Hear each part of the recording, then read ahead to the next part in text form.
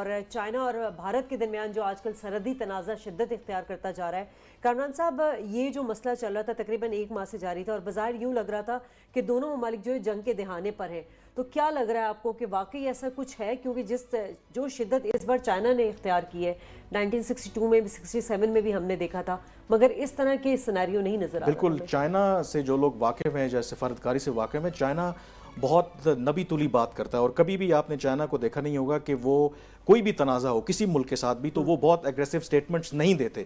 लेकिन जब से जून से ये मामला शुरू हुआ है उनका भारत और भूटान के साथ, तो तवातुर से बहुत सख्त स्टेटमेंट देखने को मिल रही हैं। और ग्लोबल टाइम्स में एक खबर भी आई है कि 2 हफ्ते के अंदर अंदर चाइना शायद एक लिमिटेड कार्रवाई कर सकता है। और वहां पे चाइना में आपको पता है स्टेट कंट्रोल्ड मीडिया है, तो सम टाइम जो चाइना की जो पॉलिसी है वो through state controlled media reflect होती है। तो ये सिचुएशन बहुत सीरियस है।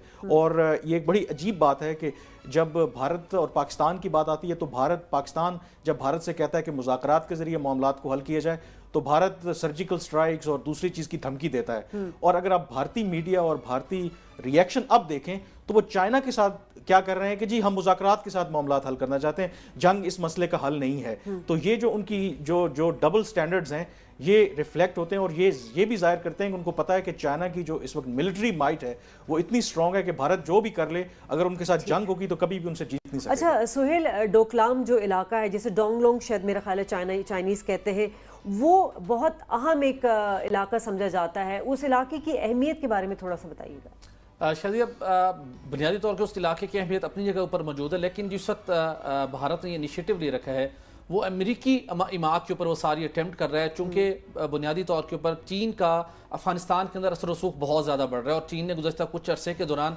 बहुत से मामलात को टैकल किया है और आने वाले दिनों के अंदर हमें शायद कुछ अच्छी खबरें मिलेंगी वहाँ पे हालात को बेहतर करने से मुतल्लिक। अमेरिका और भारत को वो चीज़ें सूट नहीं कर रही, उनके ऊपर उन्हें इस बात की तकलीफ है। और गुज़श्ता कई सालों से चीन एक बजाय से किसी जंगी पस मंज़र के हवाले से, जंगी इकदाम के हवाले से कोई कार्रवाइयाँ ये इकदाम करता दिखाई नहीं देता। वो उनका सारा फोकस अपनी इकोनॉमी के ऊपर है। तो भारत अमरीकी माँ के ऊपर ये कोशिश कर रहा है कि किसी तरीके से चीन को टफ टाइम दिया जा सके और वहाँ पर सूरत हाल को ख़राब किया जा सके। भारत को ये बात जहन में रखनी चाहिए कि उसे वहाँ पे किस मुश्किल सूरत हाल का सामना करना पड़ेगा।